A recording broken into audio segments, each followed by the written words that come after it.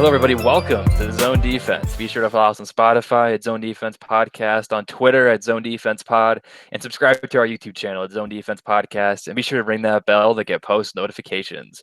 Also, hit that like button and drop a comment down below and let us know your thoughts on today's topic.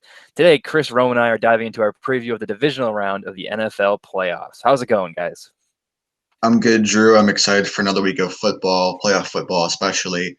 And last week we were kind of talking about how any of those games could go either way, but this week I truly believe any team can win. There's a recipe for success here, and our records have reflected that. Everyone's looking clean except for Drew, Chris, who's one game behind us. Yeah, it's tough, but it's the playoffs. There isn't as many games to come back from, but I'm going to try to. Luckily, I get to go last, so I can try to pick a difference between us, and that will hopefully make the difference for me, and I can bounce back this week. But let's jump right into the news and notes so we can talk about these games I'm really excited for. I think this week is a lot more exciting than last week because there's a lot, like, you kind of eliminate some of the teams that didn't really deserve to be here, or the teams that kind of just, I don't know, I just didn't see moving on that far. A lot of them were eliminated this week, so it's going to be exciting to see these really good teams. I think these are 8 of the best teams in the league right here, and I think they're definitely going to prove it this weekend with some really good games for us. But let's get to the news and notes now. Start with John Wolford. Had the scary neck injury, got taken to the hospital even, but it looks like maybe just a stinger for him. So hopefully no long-term effects for him, and he should be okay to be their backup maybe next year for them. I'm not sure how they're going to do that, but he played all right when he was in there. He's got some mobility as well. But Cooper Kupp, he had the knee problem. I think he's going to play this week, but we'll have to see about that. Same with Aaron Donald. The ribs was held out of the second half of that, or some of the second half of the Seahawks game. I think he's going to be all right for this week, and they definitely need him against Aaron Rodgers. If he's got time in the pocket, I think that game's going to be decided right here. But Ronald Jones with the quadriceps, he went out before the game even started. That was kind of whack with him too. I didn't expect him to. I expected him to play, and he kind of was just out. It was weird. But Zach Moss had a scary ankle injury, got carted off. He's going to miss the rest of the playoffs, but I expect him to be okay going into next year. I don't really know how that's going to go, but he's got a lot of time to recover. But, an up and down rookie year for Zach Moss, where he showed some flashes, but they really just proved that they don't need a running back. Josh Allen's the best running back, so it's pretty irrelevant to their playoff success and what team we're going to pick in this game. And then lastly, Taylor Heineke had the heroic comeback against the Tampa Bay Buccaneers, but unfortunately couldn't prevail. He had the AC joint sprain in the middle of that game, missed a little bit of time, but came back and mostly must have been on adrenaline because he was injured. But really gave them a chance to win that game, and it's going to be interesting to see what he does going forward if he gets re-signed as a backup. He's an unrestricted free agent, so any team can pick him up. He showed that he could play in this league. I'm not sure if he could do it for a full season, but he can definitely come in as a backup for sure. So it's going to be interesting to see. He's an older player, not someone that was drafted highly or anything. It's going to be interesting to see. He's got some mobility, obviously. Just going to see, I guess. Someone's going to pick him up and at least make him their backup, but we're going to have to see about that. But next up, Deshaun Watson, the drama with him. I mean, clearly him and the organization are just in totally two different stratospheres right now. And it's 100% on the Texans organization. I mean, you could see the players coming on Twitter, Andre Johnson, some other guys from the organization coming back, to defend Deshaun Watson, kind of trashing the organization, trashing ownership. Obviously, there's some major problems at the higher levels and they were not including him in these conversations for the GM. He wanted to suggest a GM and a coach. They just basically ignored everything he said. He's on vacation. I think he just came back from vacation. He was actually at the Rockets game yesterday. I saw on Twitter, but he's been totally silent so far in anything about wanting to come back, wanting to get traded. The rumors are that he wants out badly, and I want him to leave personally because they are not going to be very good next year. I mean, Roman will probably predict them to go 12-4 again, I'm assuming, because he really loves this team.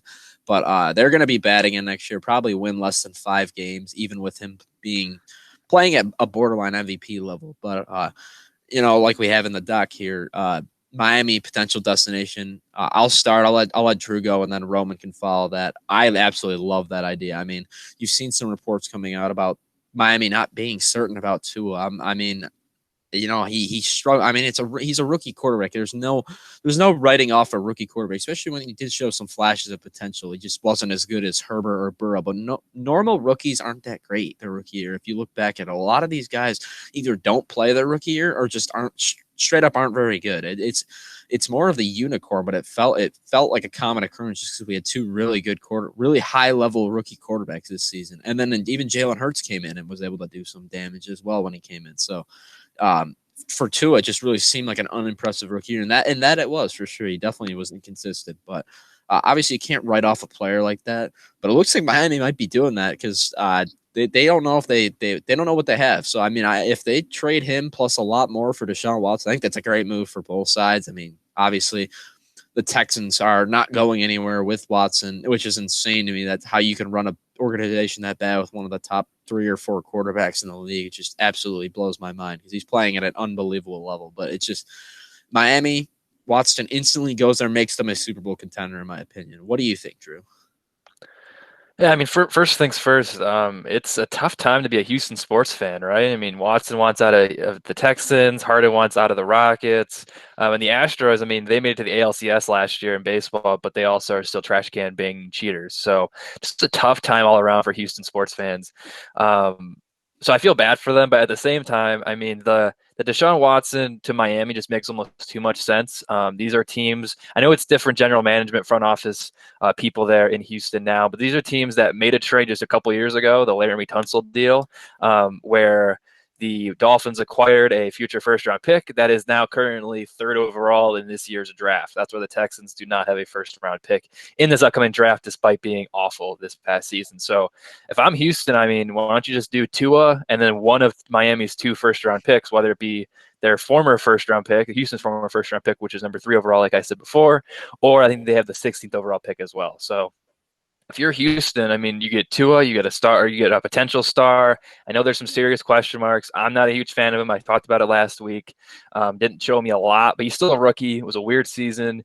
Definitely have a lot of potential there with Tua. So they get a potential future cornerstone of the franchise, maybe help things get back on track, as well as another first-round pick, which will probably be another good star, whether it be a receiver, offensive line.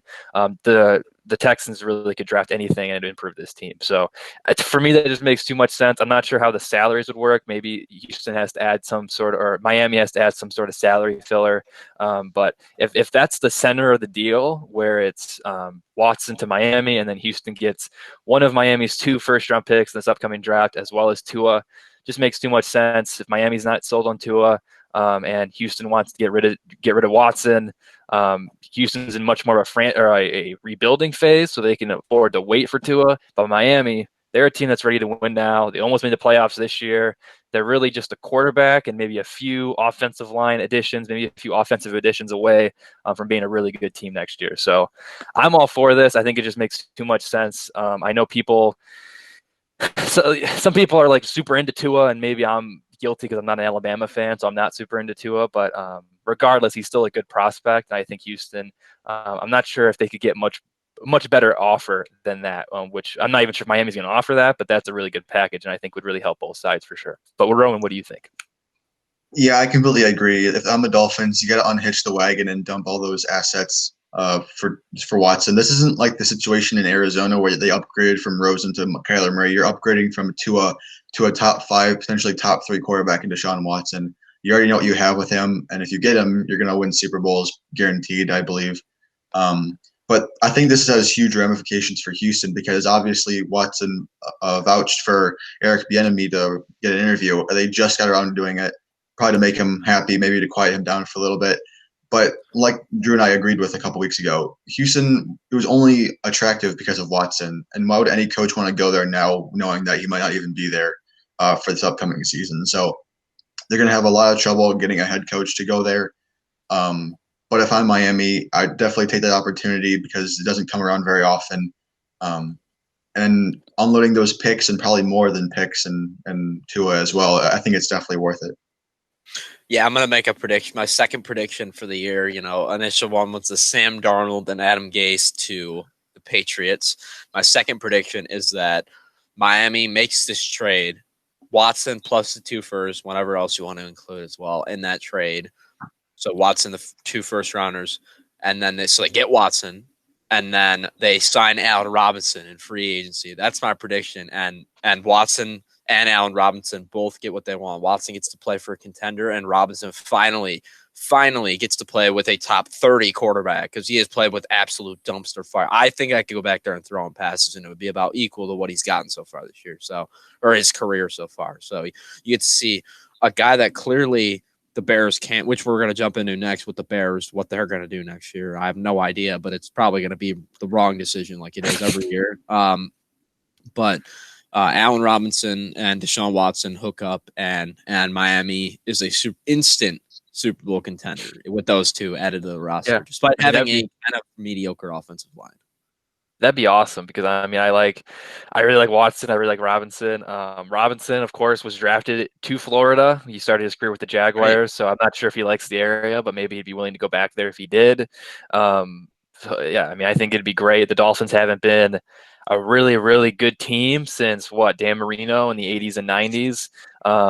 I know they made the playoffs a couple times with, I think, Chad Pennington the one year. Shout out to Chad Pennington. And then also they made it one year with Ryan Tannehill. Yeah, a couple of years back. And they almost made it this year too. But they can really take that step from a decent team to, as you said, Chris, a clear-cut Super Bowl favorite. Because that defense, I know they did not look good at all in Week 17 against Buffalo, but that defense is really, really good. And another year together with Brian Flores as their head coach, they're only going to get better. They add a few pieces on offense. They add 2 superstars in Watson and Robinson to their offense. That would be awesome. But even if they don't get Robinson, there's plenty of receivers. Maybe a Kenny Galladay if the Lions don't sign him. Juju.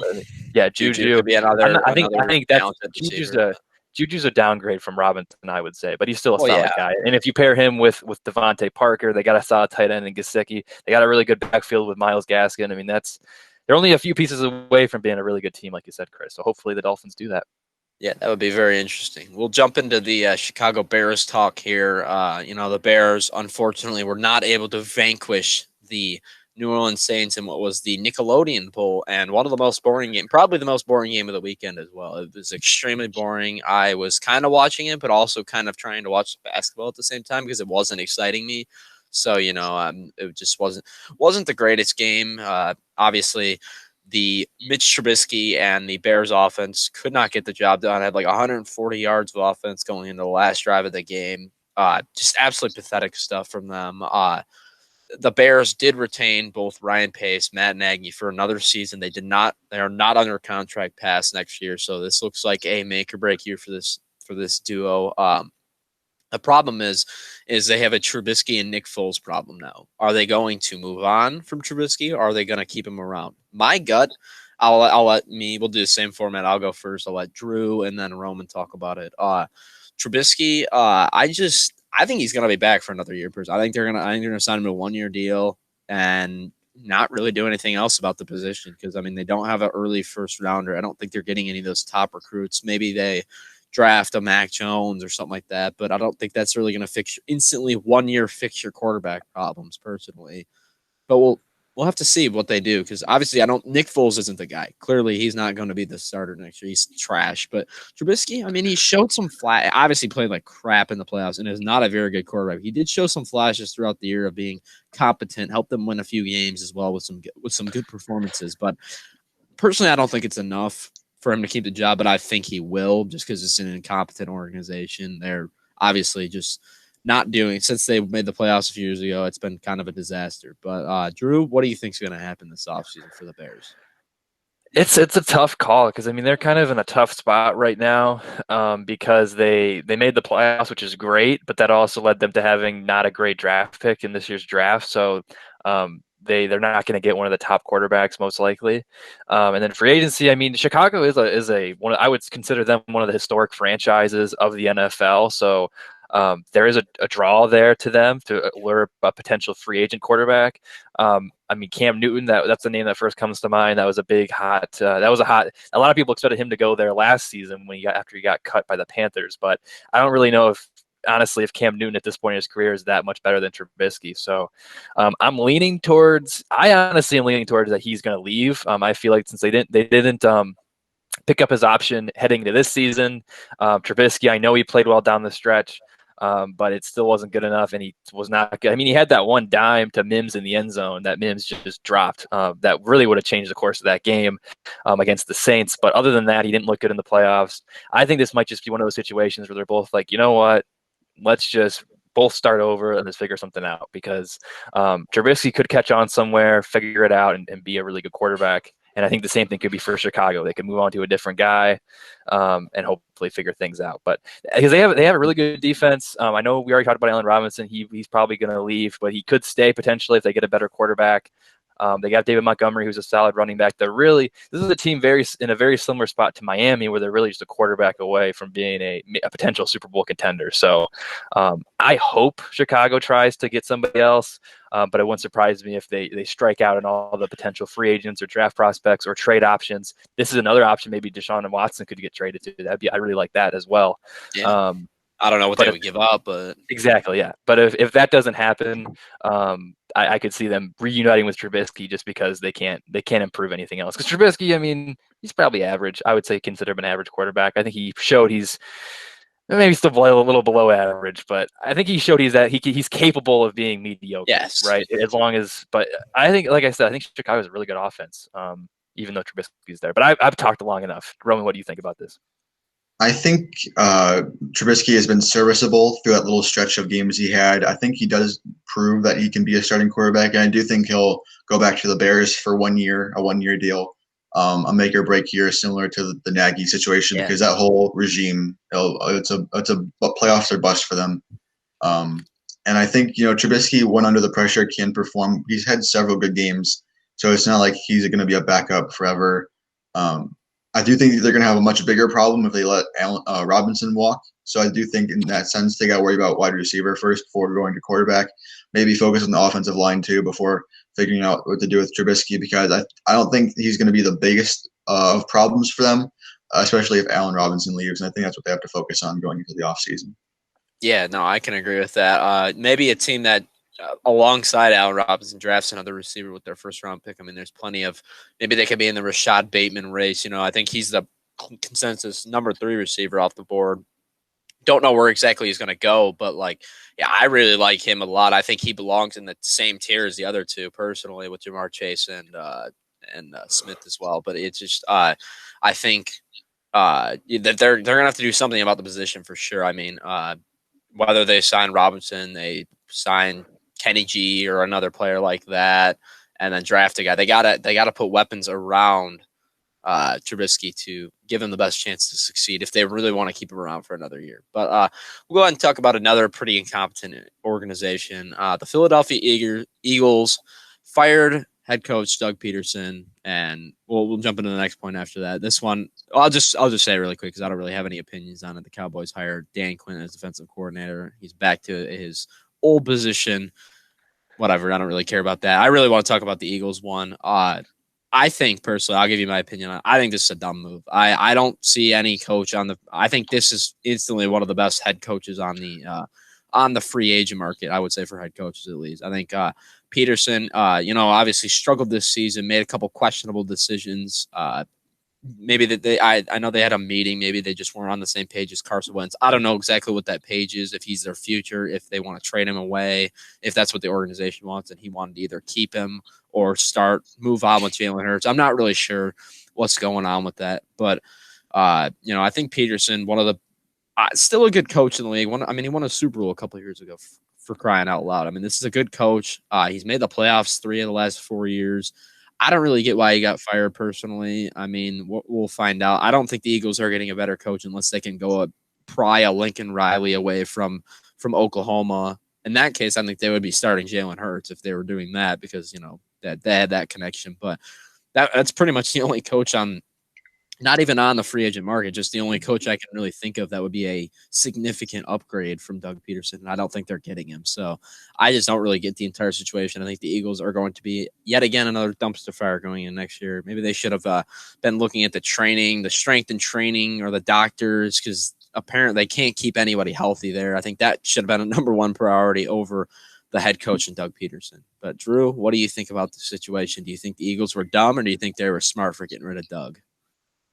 It just depends on how you look at it. I mean, ultimately, I think that they are dumb for letting Peterson go, but by all accounts, they had a meeting, and it wasn't because of the fractured relationship between Peterson and Wentz. It was about the fractured relationship between Peterson and GM and President Howie Roseman in the front office. Apparently, Roseman had a vision for the team. Peterson had a different vision of the team, and I believe Peterson was quoted as saying he was sick and tired of people telling him what to do.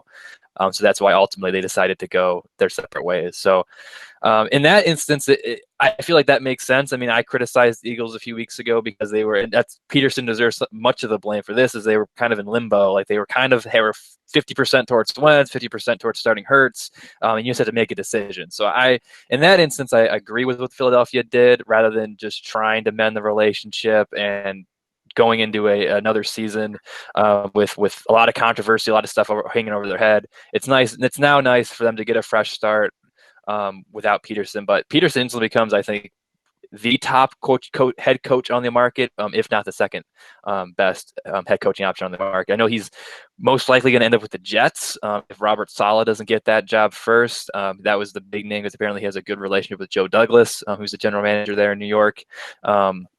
In terms of Philadelphia filling that vacancy, I think I saw Todd Bowles was the hot name linked to Philadelphia, which I don't really think. I mean, we saw him in I think Tampa Bay and with the Jets. Wasn't super good there, even though he is a really solid defensive coordinator. So that'll be. I don't really think that's. I think that's a significant downgrade from Peterson. And Philadelphia, I mean, now it's really going to come down to the head coaching search is going to be a big thing to look into, but also what they do with Wentz and Hurts, because now it seems like Wentz might stay, but then that puts Hurts in a weird spot because he was, I think, better and the team likes Hurts more, I would say, because there's been some questions about Wentz's leadership, and he has a bit of an ego in the locker room, so his teammates would prefer Hurts, but then you still have Wentz there. Maybe he doesn't get traded. There's all sorts of stuff going on. Maybe if Peterson goes to the Jets, maybe the Jets make a deal for Carson Wentz. Who knows? No one knows. If the Wentz-Peterson relationship isn't that bad, Philadelphia could just go in so many different angles. There's a lot of really intriguing teams this offseason. I think Philadelphia, especially now with the head coaching vacancy, has to be the most intriguing team this offseason. But Roman, do you have anything to add here for this one? Yeah, I'll add on to both of your points. I will say that Peterson is probably the most coveted head coach on the market, not including Robert Saleh. I think both of those guys definitely deserve the best jobs available. And I think Peterson getting fired probably shocked the league a little more because a lot of teams are already done with their first round of interviews. So now they want to bring in Peterson, include him in that process. I do think he'll get hired fairly quickly. But I do think the move leaves more questions than answers because if you look at Howie Roseman, I don't think he's completely safe as well because he needs to be on the hot seat for what he's done the past couple of years in terms of drafting Rager over Justin Jefferson, drafting Arcega-Whiteside, drafting guys who have had no impact or have gotten hurt many times since he brought him into the organization. So I think the fact that there was a power struggle between those two and not really between Carson Wentz and Peterson, I do think that leaves a question of his job. And talking about Carson Wentz a bit, the narrative for me was they're going to keep either Peterson or they're going to keep Wentz. And I thought they were going to trade Wentz, lock it up, trade him away. Probably to a team like Indy, I was kind of envisioning that scenario a little bit. But now I'm really thinking they're going to keep Wentz, which leaves a big question mark for Jalen Hurts. It's just a bunch of questions that who knows if they even have the answers to. But it's going to, like you said, it's going to be really interesting and probably the team to follow over the course of the next few months. And honestly, if I was them, I would get rid of Wentz and keep Hurts. That's just my personal opinion. I think in terms of a locker room perspective, regardless of who the coach is, it seems like the teammates would definitely prefer Hurts because Wentz, like I said, I think he just kind of got a bit of an ego. And at least by all accounts from the locker room, it seems like he's got a bit of an ego. I do think they should still trade Wentz, but I think the fact they let Peterson go is very telling, considering maybe Roseman or even the owner, Jeffrey Lurie, are maybe siding with Wentz on this, and that's why they fired Peterson. And you actually, I have one more thing to add there. You said how they haven't drafted a Pro Bowler, or they haven't drafted anyone good in the last recent years. The actually last Pro Bowler that Roseman drafted was Carson Wentz, ironically enough. So, yeah, I mean, Miles Sanders made the team this year, didn't he? Or no, he was close to it. Maybe he was on I think he was on like the Madden thing or whatever. I don't know if he Sanders did make it, but barely. That's actually another thing too. I would put as a problem with Peterson was that his ineffectiveness to get Sanders going, and I mean that just kind of shows his almost indecisiveness of the run of the backfield, the quarterback position, a lot of indecisiveness there. And he's Yeah, that's as fair. great as a coach he is, 'cause I think he's the first coach since like the 1970s to be fired Mhm. 3 years after winning a Super Bowl. With that being said, though, he still has some problems with his coaching style. One of them being he seems like he's just kind of a little bit indecisive. So, but The he's still a good coach, and he'll be good wherever he goes. the Yeah, team needs I'm sorry. The team needs a massive overhaul. I mean, if you look at Ertz, Jeffrey, Sean Jackson, they probably all have to go. This team needs to get a lot younger and a lot more versatile because those veteran players they were decent placeholders, but they were always getting hurt or very ineffective. So, and I think even Ertz sees the writing on the wall that he might not even be back next season. I think you can say that with a bunch of those veterans because uh, I don't see where the light is at the end of the tunnel anytime soon unless they get Wentz going. Yeah, I yeah, think Zach Ertz was crying right after the Eagles were eliminated, so that Hmm. probably is pretty telling that he's probably not going to come back next year. Which I mean, they still have Dallas Goedert at tight end, so they'll probably be fine in yeah, that regard, though. yeah. I mean, definitely going to be interesting to see what they do moving forward. Obviously, um, Peterson, not a perfect coach, but one of the better head coaching candidates on the market right now, I would say. But yeah, like we said, Cowboys are Dan Quinn as defensive coordinator. I don't really have any opinions on this. It's whatever. We'll jump into our next thing really quick. This is kind of just there isn't really much news on this so far, so we can basically just I'll just read it off and then we can jump into the games. But Drew Brees obviously still in the playoffs. Don't really know anything. This is assumed to be his last season for him to retire. Inevitably, I expect them to be done at the end of this year. We'll have to see about that. No news on that. Same with Rivers and Big Ben. I mean, Big Ben looked like an absolute dumpster fire for about half of that game. He turned it around, but it wasn't enough. So we'll have to see if he comes back. I think he's interesting. I think he has a chance to come back for one more season. He has one more year left on his contract. I could see him for one more year coming back to this team. And then Rivers as well. I think there's a chance he's back as well. But this could be the final three of the best quarterbacks of our generation when we were kids. This could be their last Yeah. snaps. We could be watching history pretty much for these three. And I'm going to tease my pick a little bit. I think we're going to be watching Bruce's last snaps this weekend. So, interesting on that. But let's go ahead and jump into the games, Drew. That was a nice segue there, Chris. Yeah, if I had to put money on it, I think this is Breeze's last year, but I do think Rivers and Roethlisberger will come back for at least one more season. That's at least how I feel. But we'll jump into the pick'em here, starting with the first AFC game of the weekend, which is the Saturday primetime game at 8:15 p.m. There's like Roman said at the top, there's 4 really good games this week. This might be my favorite. And I have maybe a little bit of a controversial pick here to start us off. So we have the Ravens coming off a dominating defensive performance along with an impressive rushing performance by Lamar Jackson against the Titans last week, winning 20-13. Really just they weren't spectacular offensively, but their defense really stepped up, was really good. Probably, I'd say that probably their best performance of the entire season. Really showed flashes of that dominant unit we saw in 2019. So that was really promising there for Baltimore fans. And Buffalo, I'll be honest, they weren't as impressive. They found a way to win. Josh Allen, Stephon Diggs, the offense had a really great game, but their defense, I mean, I think Indianapolis crossed the midfield line every single possession.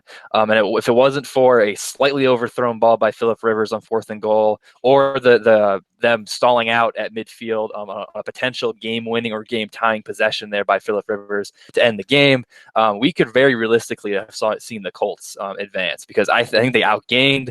They had more first downs, more time of possession. They outgained the Bills for the entire game. They really outplayed the Bills in many facets of that game, but the Bills found a way to win, which they deserve credit for. They were still the hottest team coming into the playoffs, so I'm not ready to write them off completely, but I guess I am because I'm ultimately picking the Ravens to win this game.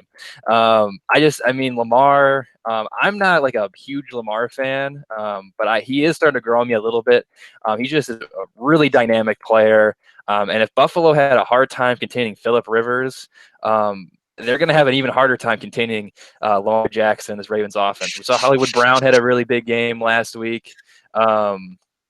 And I think they also struggled against Jonathan Taylor, Naeem Hines. I think J.K. Dobbins and Lamar Jackson are even better rushing units. So ultimately, I think the Ravens are going to win this game. I do like the Bills, but I don't like their defense at all, and I think Baltimore's defense really stepped up last week. I think they're going to do enough to limit the Bills' dynamic offense. I think the Ravens are going to advance to the AFC Championship game for the first time in, I think, probably since the Joe Flacco years. So, but again, I know this might be a controversial pick. They are technically the upset. But Roman, who do you got in this one?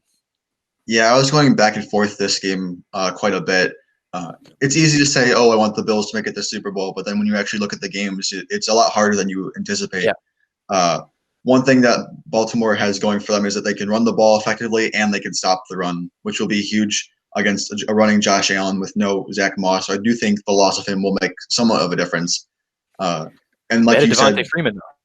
Yeah, they signed him to the practice squad, which I was going to say. I don't know if he'll be able to play due to COVID restrictions, but it's a decent pickup, a good replacement. But anyways, like you said, Drew, last week they kind of stalled out second half. They barely just got by the Colts. I personally, my heart wants Buffalo, but my head, I'm going to go with Baltimore as well because I do think they're the better team, and I think this is going to be a really close game. Yeah, and this makes my decision even easier. I'm going with the Buffalo Bills. I was thinking about the Ravens if no one else went with them, but inevitably I both want and think the Bills will win this game. I think Josh Allen played a very good game last week, despite the one boneheaded sack he took where they almost lost a fumble.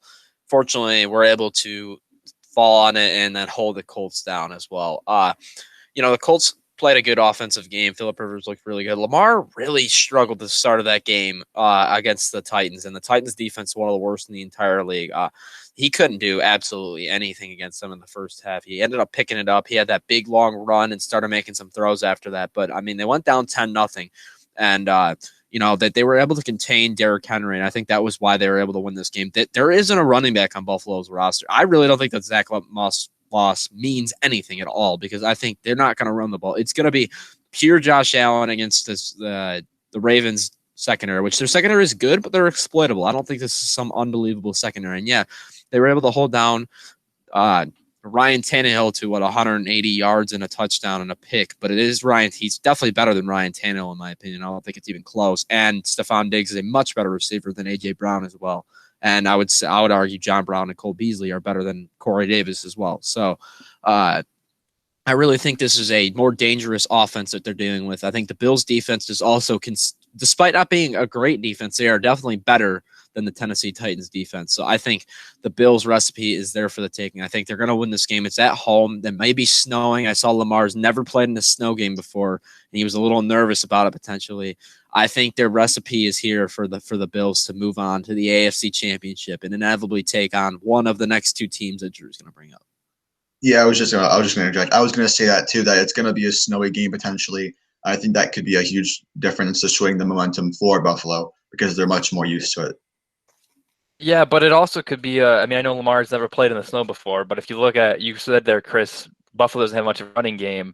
In those snow games, typically the team that has the better running game is the one that prevails. And the Ravens, along with Lamar, I already mentioned, they also have J.K. Dobbins on the ground, who's a really, really good running back. So I feel like Roman, you and I are on the same wavelength. I want the Bills to win. I'm going to be rooting for the Bills on Saturday, but after looking at the games last week, and maybe I'm overreacting, but just looking at these teams on paper, especially the Bills' deficiencies on defense, I think that the Ravens are going to ultimately win this game. But it's going to be a really close game. I'm glad the Bills got kind of screwed. They were the first game of the weekend. I think the Colts-Bills game was probably the best game of the whole weekend last week. I'm glad this one's in prime time so everyone can watch it. But the next AFC matchup here will be the opening game on the Sunday slate at 3:05 p.m. between the feel-good Cleveland Browns and then the reigning champion Kansas City Chiefs. The Chiefs obviously coming off the bye.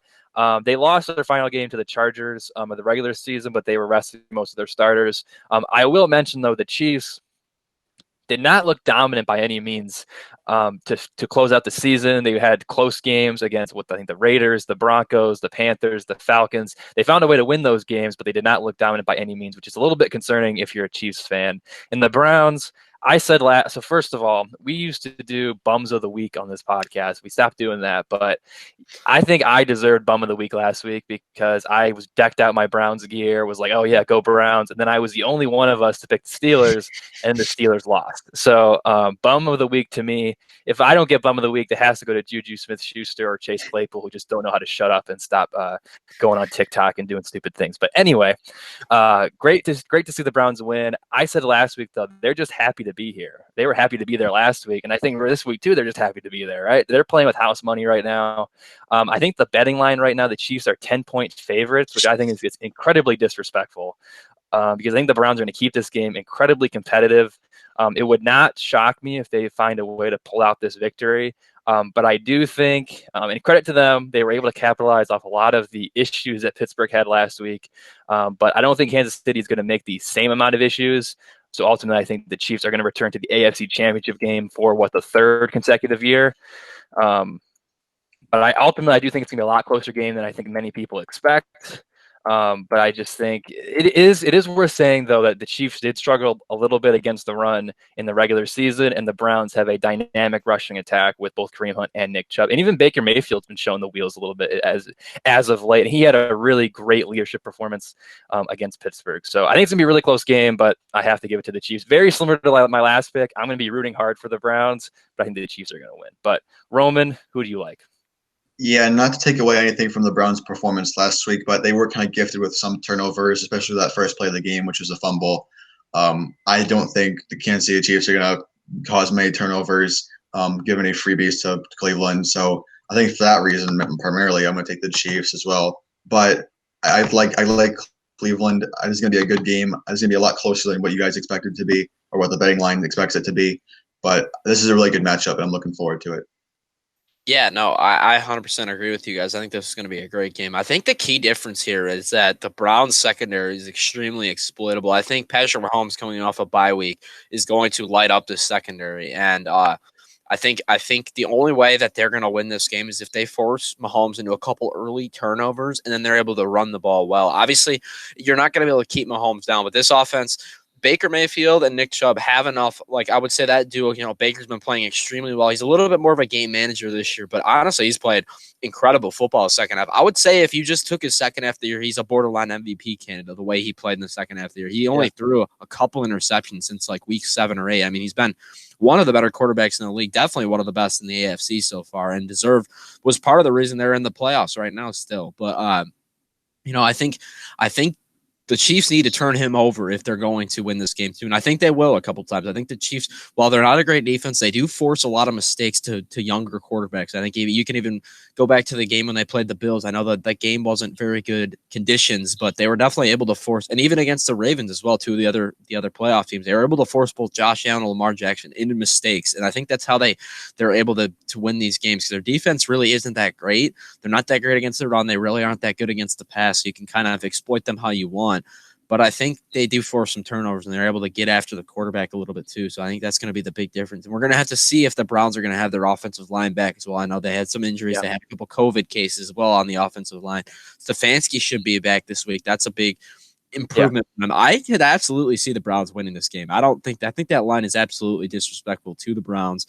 It's tough because I could also see the Chiefs winning by 10 points, though. I don't think that's a crazy thing either. If they get a lead early, I think that they're going to win this game.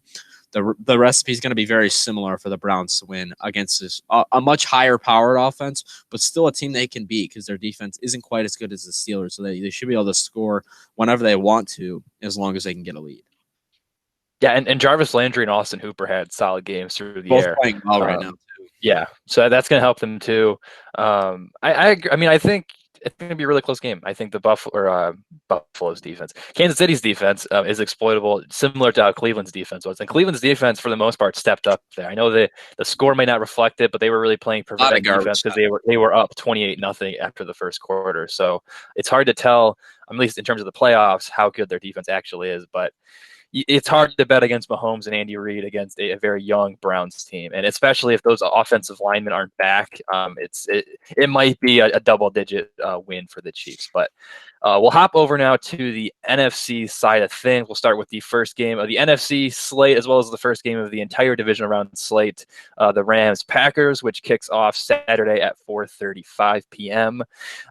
This is going to be a really interesting game, I think. I think this is very similar to the Chiefs-Browns. I think I probably think it's going to be a blowout as well, but I think this is the best offense versus the best defense remaining in the playoffs. I mean, the Packers coming off the bye, they're the top seed in the NFC. I don't really need to get into too much detail. All I got to say is Aaron Rodgers, Devontae Adams, Aaron Jones. They have so many great weapons there. Even though Bakhtiari is out on the offensive line, they still have a very solid offensive line as well. Their defense isn't great, but it's around league average, still decent. So they're a really tough team. Rams, though, their defense, they dominated Russell Wilson last week, and DK Metcalf, I know he got his numbers, but he was frustrated. He was throwing stuff on the sideline. He was screaming at people. He was losing his mind. Tyler Lockett, he only had 2 receptions on the day. So they did a really great job defensively. And offensively, I think it remains to be seen whether Goff or Wolford will get the start. But I thought Goff, I mean, he did not start the game well by any means, but I thought he was at least average there down the stretch. And I did like his post-game press conference where he was like, yeah, they were smoking cigars and blah, blah, blah after the Seahawks clinched the division a few weeks ago. And we came in here and we took it from him or something like that. And Goff showed a little bit of an edge there. I didn't know Goff had that edge. I mean, I like that. Seems like he's motivated right now. Cooper Kupp hopefully will be able to play. Cam Akers had also forgot to mention him. He had a monster game last week. So I was the only guy to pick the Rams last week. For whatever reason, the Rams are slowly becoming my Texans. Only difference is they're actually good. No offense, Roman. So I'm going with the Rams here because I don't know. I just love their defense. Even when Aaron Donald went out, they were still really, really good against Wilson in the offense. I know it's going to be in Lambeau. I think it's probably going to snow there. I thought I saw in the forecast as well. But I don't know. There's just something about this Rams team I really like. It's probably going to blow up in my face, but I had to pick one upset here this week, and I think it's got to be the Rams. Drew, I have a question for you. What wins championships? Defense. That's what I'm saying right there. Defense wins championships. I'm going with the Rams as well. There we go. You listed some names.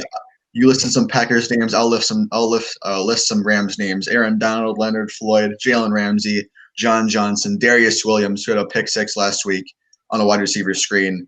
That defense is going to come for Aaron Rodgers. If you take away Devontae Adams completely, it's going to be hard for Aaron Rodgers to get anything going. And although he makes weapons out of not household names, I think this week is going to be very overwhelming for him. And I think if Goff plays, I do think he'll start. And if he plays even average, I think this is a game where the Rams are going to win and upset at Lambeau. Let's go, Drew. Let's go. I'll tell you this right now. If the Rams win this game, I will buy a Jared Goff jersey. I'm saying it right now on air. You can quote me on that. Well, you just wasted $100 of your money. I'm going to take the Packers in this one.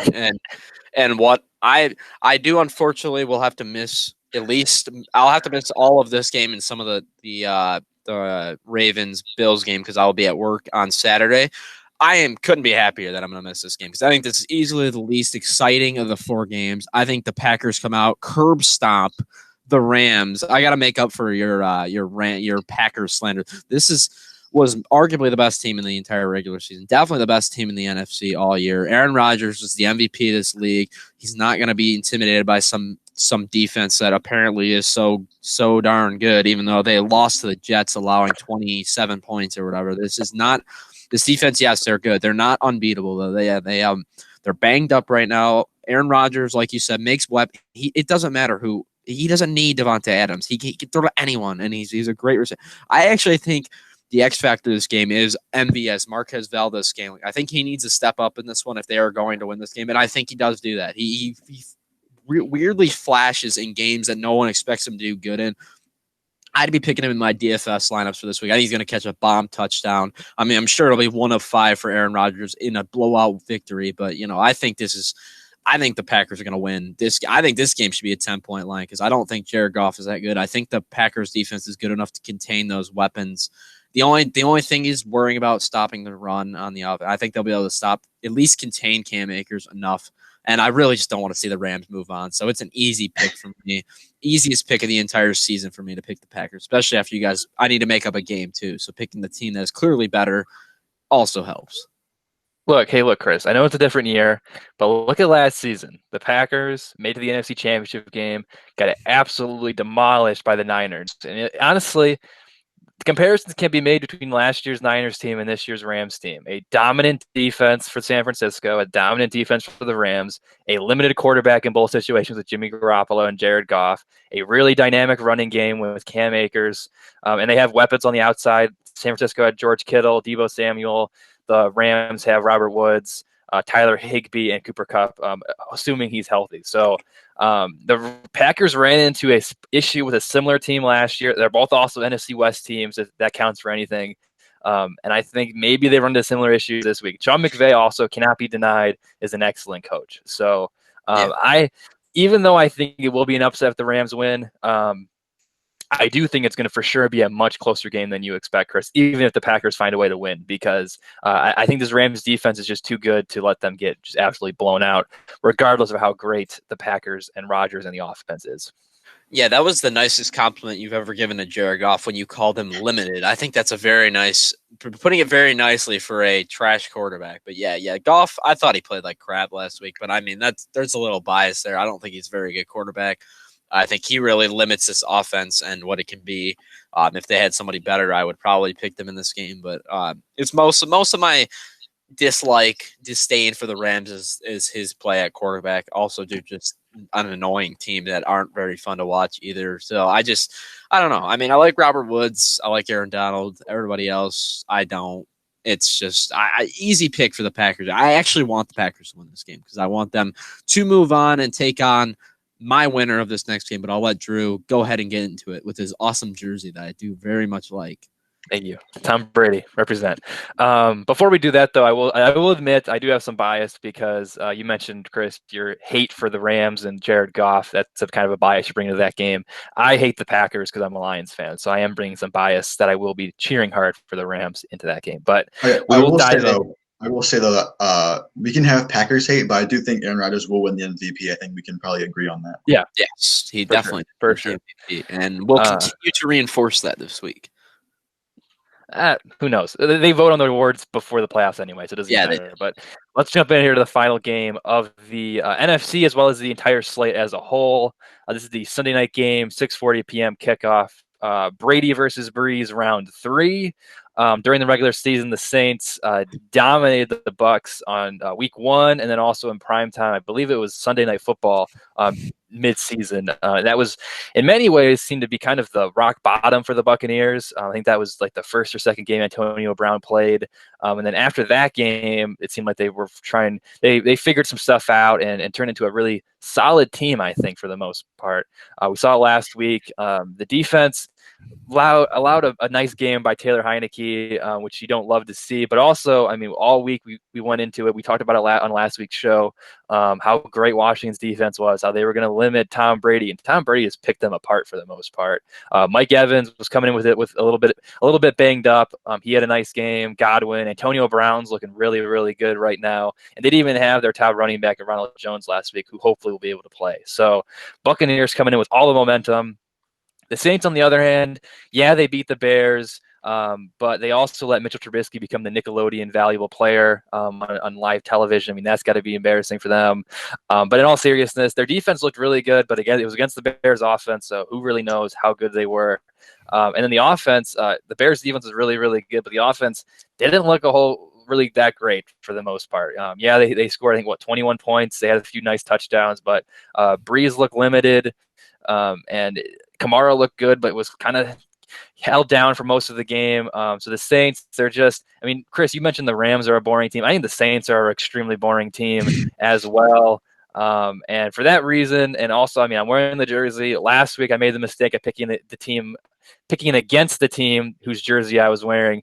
I'm not making that same mistake again. I think that you can never count against Tom Brady in the playoffs. I think the Buccaneers coming with all the momentum, despite losing to the Saints twice in the regular season. I think the Bucs have all the momentum, as I said. Roman's already putting the Bucs in there, and I think it's going to be a really great game. But I really hope the Bucs. I do think the Bucs are the superior team. Maybe not defensively, but they do have a really solid defense, and offensively, I think hands down they're a better offensive team than the Saints. But Roman already put him in there. But what do you think? Yeah, I think the Saints obviously got the best of Brady and the Bucs twice in the regular season. That changes this week. The Buccaneers don't have to worry about the mobility of the quarterback. Taylor Heineke was running all over the place. Breeze will not. And if you kind of keep out Kamara, they really don't have much going for him. Yeah, their defense is solid, and Brady has to limit those mistakes. He can't have as many picks as he had in those other games. But I think they're on a hot streak. They've had some great wins. They've started out hot, which is what they needed to do. Scoring 21 against scoring 21 against the Bears, that's not really a great accomplishment. I mean, they should definitely have scored more. So the fact that they didn't, and they kind of stalled out many times. There's more of a punt fest that game was. I think the Bucs are going to come in and dominate from start to finish. And if they get Rojo back, that helps them even more.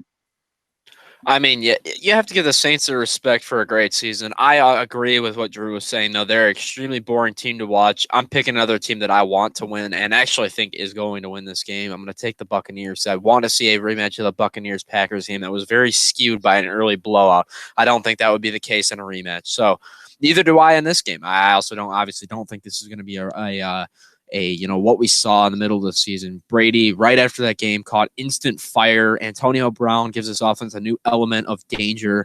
There are three receivers, Mike Evans, Godwin, and then Antonio Brown along with Rob Gronkowski. Should have Rojo back this week. Even if not, Fournette is at least, well, I don't think he's very good. He's at least a capable backup and was decent last week against the Washington football team.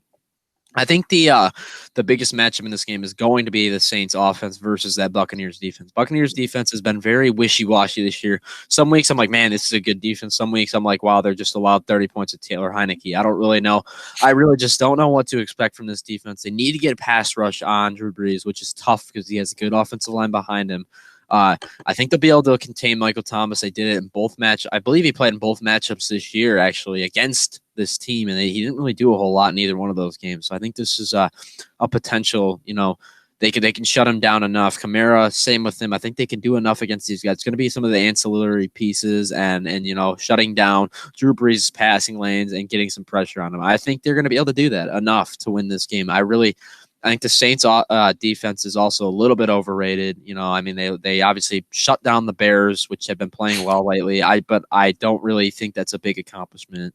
I think Brady is going to light them up, and I really hope he does because I want to see a Tom Brady, Aaron Rodgers, matchup, and then a Super Bowl as well, so I can root for that AFC team because I basically hate all four of these teams. Well, I don't hate the Bucs, but I don't like any of the four teams left in the NFC at all. Besides them, they're all right. But every team in the AFC I would root for over any of these teams. So it's basically just I want to see. That's why I don't mind the Packers moving on because you like rooting heavily against the team in the Super Bowl. You know what I mean? It's fun to root really hard for the other team. It's funny that you mentioned that because if you look at the teams that are still left, Baker Mayfield's the oldest quarterback in the AFC, which says a lot because he's 26. And then you look at the NFC and it's a bunch of veterans. So no matter what, unless the Rams make it to the Super Bowl, we're probably going to get a veteran versus young guy Super Bowl matchup. And I usually root for the NFC anyways, so I might spoil that. I don't know, but we'll see. But yeah, that's going to be really interesting to see in the Super Bowl. Yeah, I think even though I think this game is not going to be on Nickelodeon, but I think this game should be on Nickelodeon because last week, for all those Nickelodeon viewers out there, the broadcast was great, but they had a really pretty boring game with the Saints. I don't think this game is going to be boring. I think this is going to be a score fest. Chris, you really hit the nail right on the head there when you said to how both these defenses aren't great, and I think this is going to be a high scoring affair, and I think it's going to be a really entertaining game. The Saints, they could definitely win, but I just think the Bucs have all the momentum, and I think the Saints are a little bit overrated. And again, I'm very biased in saying this, but you can never count against Tom Brady in the playoffs. So I'm not doing it here with no questions about it. But does anybody have anything else they want to add here before we wrap this episode up? I do. I'll start this one. This is not really breaking news, but I promise you I did not see this. This was 22 hours ago. Pro Football Focus predicts Allen Robinson to the Miami Dolphins in free agency, and he liked the tweet as well. So I think I did not see this beforehand. I think that is extremely interesting, though. And then I look at all the comments, and a lot of them say Watson and him, a little bit of we need to focus on Watson and then maybe get him as well. I think that's extremely interesting. But, just something I wanted to bring up. I happened to just look at on my Twitter feed. It was the first thing I saw, probably because I mentioned it, to be honest. Maybe my phone heard me, but, pretty interesting stuff there for sure. Definitely hope it happens. My second, big prediction of the year. So I'll let Roman go ahead, though. Yeah, another piece of news I just saw as well, that the Broncos GM search is nearly done and they couldn't have an announcement by today. So if they do announce it, we'll probably pin it in the comments or something, or we can just save it for next episode, depending on if something is actually announced. But definitely some names interesting to note, considering that different searches. The Lions are also looking for a GM, so whoever their candidate is could have ramifications on who we hire as well. Yep, I believe it. I may be mistaken, but I think we have a few Broncos fans who are frequent watchers, so we have to make sure we talk about it there. But I don't have anything else to add, so I'll wrap this episode up. Once again, we're the Zone Defense Podcast. Be sure to subscribe to us on YouTube, follow us on Spotify and Twitter at Zone Defense Pod, and search us on Apple Podcasts. Be sure to smash that like button below and drop a comment. We love reading those comments. Talk about give us your playoff predictions, your Super Bowl favorites, what you thought about last week's games, where you want and where you think Deshaun Watson will end up, as well as Chris's bold take that Allen Robinson will join him in Miami potentially. So we'd love to read those. But thank you for listening to this episode, and we'll see you next time. Peace. See ya.